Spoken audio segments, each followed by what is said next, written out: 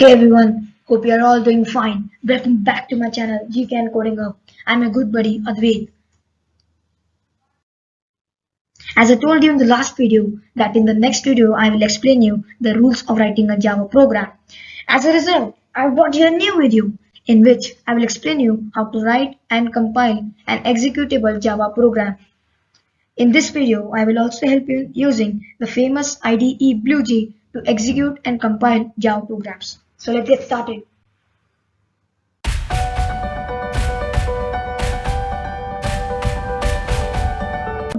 That in this video I will use the IDE Bluej. In order to use it, first we will need to download it from its website. We'll log on to the website www.bluej.org. You can see it in the video. You can see the option download and install. You can download Bluej as per your device's interface by clicking here. After downloading, I will show you how to create a project and class in Bluej.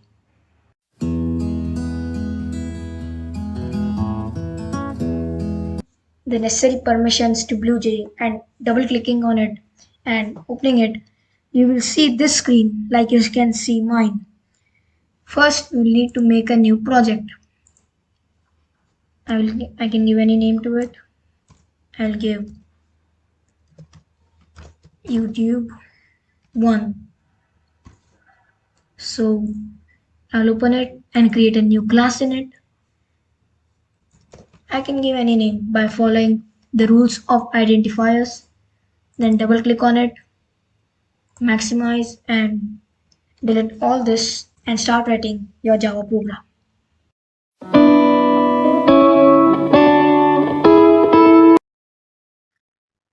Before writing a Java program, we need to know the basic rules of it. Java is a case-sensitive language. That means if we, for example, write an identifier YouTube with capital Y and other with lowercase y, then both the identifiers are different, although the only difference is in the case of the alphabet. While writing the class name in the program, it should be same as the program's file name. Every executable statement in Java should end with a semicolon. Now I will tell you the steps of writing a Java program. So first line is the comment. The comments written are ignored by the compiler and interpreter. The comments can be of a single line or can be of multiple lines. The purpose of the comment is to make the source code easier to understand.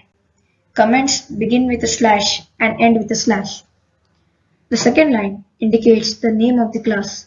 In Java, everything is placed inside the class. The word class is a keyword. On the third line, every class definition begins with an opening curly braces and ends with a closing curly brace.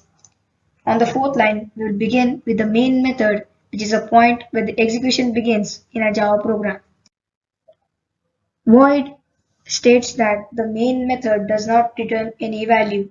Static indicates that the main method can be called without creating an object. String args is a way of passing the input to the program.